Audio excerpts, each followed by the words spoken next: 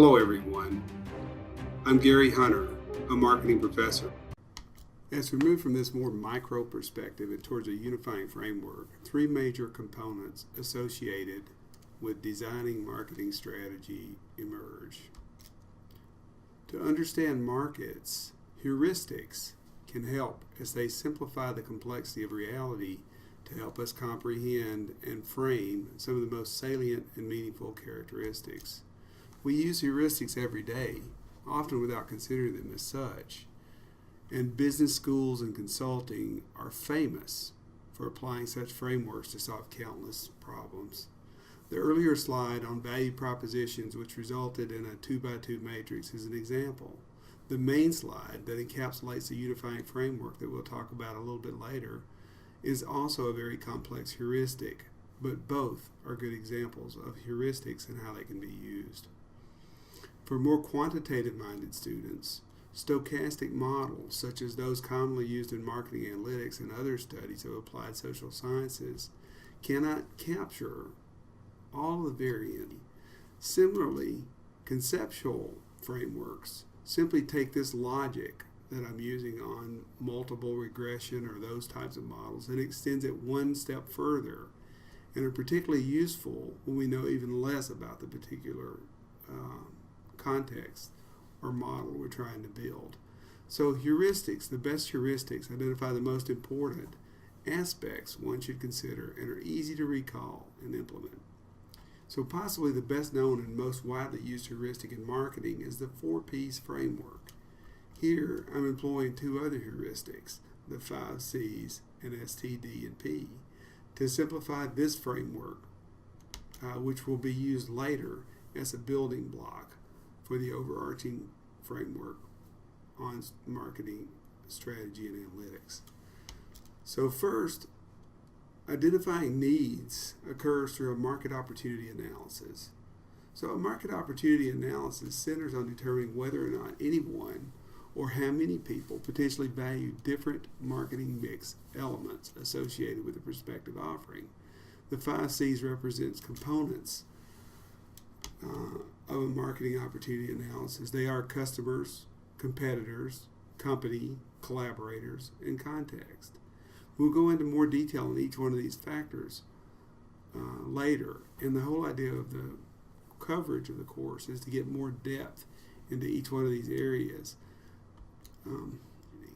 So STD and P are processes that essentially seek to link an identified opportunity in the market from the market opportunity analysis to the marketing strategy, which we'll talk about next. These components and concepts have served to introduce an overarching framework for marketing strategy and analytics that is depicted in this slide. As this slide is one of the most popular slides that I use throughout teaching the MBA core course in marketing, many past students have referred to this slide as, quote, the slide. This slide we'll talk about in many ways because it essentially provides a two-dimensional perspective of which you'll get more depth as the semester or as the course and content moves along. As an overview of the framework, the left-hand side represents the market opportunity analysis that we just talked about, and the right-hand side represents the two components of a marketing strategy, namely a target market and a marketing mix. The marketing mix is defined by the 4 Ps: product, price, promotion, and place.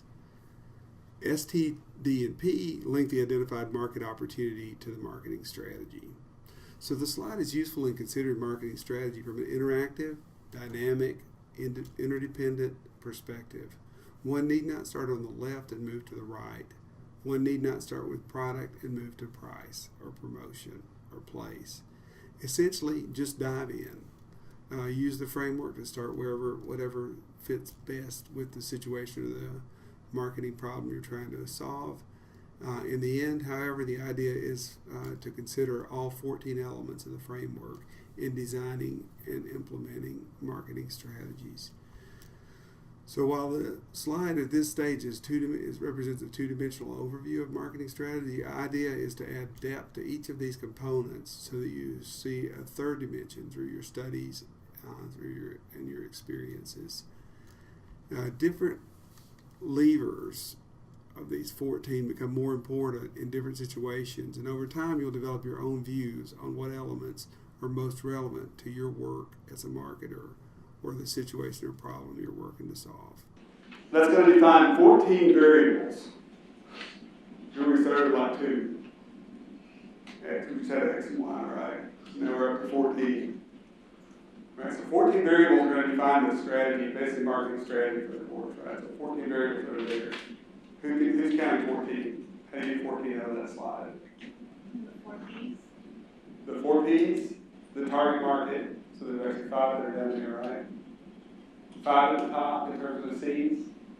That's 10. It's 14. 14 variables. That's kind of the gist of the course, right? 14 variables. That's kind of what we're talking about primarily, right? How do we kind of understand these 14 variables? How they relate one to another, right? So that's kind of what we're focused on. How do we kind of get a good feel for these 14 variables? So graphically, it looks like this. So this becomes a slide. This is those 14 variables set up in a relation, so you can kind of see the essence of marketing strategy, right? This is kind of the essence of what we're trying to do in marketing strategy. So on one side, we have the market, right? These are the components of the market. And things that we might think about, we're trying to say, is there a market for my product? Is there a market for my offering? Is there a market out there? So some of the things we might think about would be things like customers, right? Are there customers out there? As marketers, that's going to be one of the things that's pretty high on what we think about, right? We think about customers quite often, right? Once we think about customers, we might also think about competitors, right? So those are the two big ones in strategy, right? Customers and competitors. Are there customers for the offering? Who else is already kind of serving it, right? Who do we have to compete with to serve those markets, right? So customers and competitors are kind of big ones on the 5 C's areas, right? So we think about those 2 C's of the 5 C's. So collaborators are one that's kind of become very popular. The reason collaborators become very popular is because we go back to that value thing, and maybe there's something that I'm weak at. Maybe I'm weak at something that's actually important, that buyer objection space that I just talked about in the value proposition.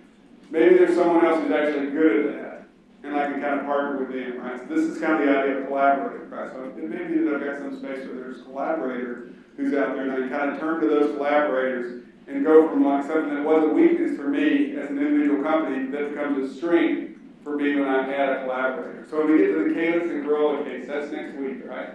You're going to see how Calyx and Corolla basically uses this ingenious concept of collaborators to help them to kind of deliver value that customers want for the flowers that they offer, right? So Calyx, one of the big parts is, and it's kind of focusing on is collaborators. You know, as you think about companies also have like personalities, right? They have personalities, they have cultures, they have objectives, they have missions, they have goals that they're really focused on, right? So a company's charter often will be kind of part of what the company becomes about, right? So the company is kind of formed by these different managers, and the managers have different skills, right? So how those skills kind of come into play. So a company becomes like one of those C's, and then finally context is like the 5th of those C's that are there. Context is really kind of getting at the idea of all the different things that might be going on in the environment, you know, that you're operating in, outside the company, that we might think about that are important things that maybe we can't affect,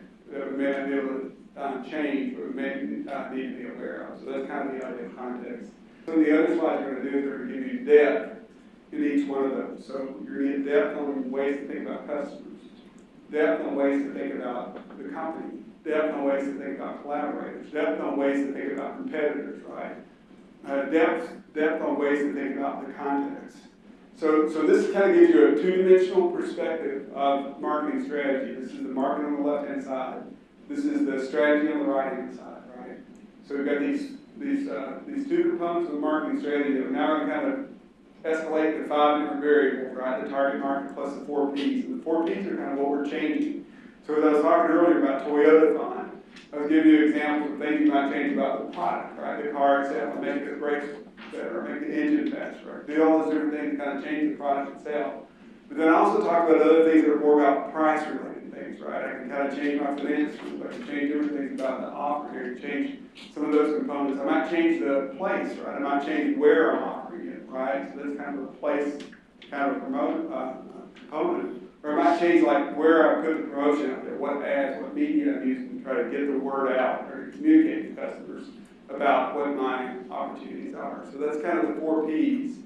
And then the target market on this side. So we need to join those 2 things together, right? We're trying to join the market on this side to the strategy on this side. And how do we join those 2 things together? We're using these concepts called segmenting, targeting, positioning, and differentiation. So you want to have a gist of what the S, T, P, and D thing is all about, right? So what's a segment? These are kind of how I can break the market into different parts where it's got some similarities. So you can have layers of these segments, but the way we kind of group those together is really about segmenting. And we basically kind of form these groups by saying, okay, here are some similarities. Here are some things that are kind of similar about these different groups, right?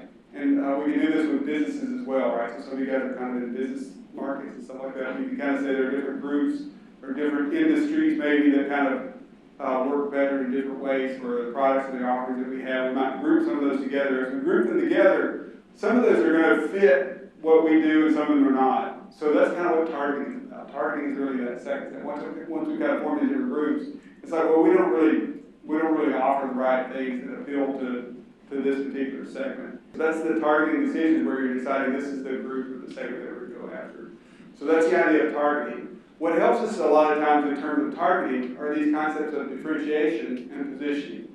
So differentiation is really about when I look at my offering, what I'm offering, and I compare it to my competitors, what makes our offering different from our competitors? So differentiation is basically the idea of how is our offering different from our competitors. So what makes us better or worse than our competitors? And that differentiation then becomes, or can become a means for positioning. So positioning is more of a cognitive concept. Positioning is basically what do people think about when they think about our brand? What are the associations that people have when they think about our particular brand, right? So this is more in the consumer's mind. What is it that consumers think about when they think about our brand or think about our product? So differentiation, like what makes our product different, right? We're the ultimate driving machine. So I talked about Toyota, right? That's not Toyota, is it? Who's the ultimate driving machine? BMW, right? So there's a big difference between Toyota and BMW, right? So if I try to sell you a Corolla, right? Corolla's the smaller Toyota versus a BMW 3. Are they different products? Or they're both kind of smaller cars? What's the difference in a Corolla and a 3? The product. More luxurious. Maybe more luxurious is faster, probably, right? It's not faster, BMW's got a problem. Just a little bit, not much. Okay, so this ultimate driving machine is supposed to be, that's the positioning of BMW, the BMW brand. It's supposed to be helping you to create what makes this car different versus a Corolla, right? So what makes a car an ultimate driving machine? What does it need to do? Reliable. Who said reliable? Performance. A lot of it's performance, right? So Yeah. it's got to be really well in performance, right? And performance is going to be like 0 to 60, right? So we want to see the 0 to 60 numbers. BMW versus Toyota. What do we expect? It's just a brand. It's got to be a lot faster, right? It's just a brand. It's got to be different. If it's just a brand, so if it's just a brand, that becomes an issue for the gist of marketing. Why does it become an issue for the gist of marketing? Let's say it doesn't deliver. Let's say I convince somebody that I'm basically making a product, it's a Corolla, but I just put the BMW sticker on it, and it's really just a Corolla. You won't retain those customers. What? You won't retain those customers. I won't retain the customer, right? Because of the gist of, I'm not going to satisfy those customers because they bought something thinking it's going to be fast and quick, but it's not that quick, right? So I'm not getting the performance returns out of it, I'm not getting the ultimate driving experience. So I can't retain those customers because I'm not satisfying the customers, right? So, okay, so the Toyota Corolla, see, the reason I kind of push back a little bit on reliability is what? What is Toyota like selling? Toyota's reliable. They're reliable, right? So that's a big part of their brand. So Toyota's trying to be very reliable. So this is kind of the difference in the branding, right? So sometimes it's actually Toyota. So this is on the important to the buyer, right? So maybe the buyer isn't as concerned about the reliability of the electrical system when they want the ultimate driving machine. They just want it to go fast and stop fast and get into that little space as I pull onto the freeway so there's just enough room for a car and I can barely jam mine in there. It's perfect for Atlanta freeway, right? But the Toyota is going to be like reliable, right? So it's going to last a long time, right? So if the electrical thing doesn't work on the BMW, people aren't that disappointed, right? So they can kind of retain people by cutting some corners on that side. Toyota's not going to do too well if they cut corners on the reliability side, so they have to kind of keep delivering on the reliability side. So this is kind of branding and how you brand a lot of times will drive things and drive your positioning. And your positioning has to kind of align to all those different components. So when we think about different target markets, there are different target markets. Those products aren't made for the same target markets. But there's also all sorts of differences about the product or the marketing mix, right? The product, the place, the promotion, the way those different vehicles are promoted, right? All those things kind of vary as we think about the marketing strategies that are going on in those two different products, right?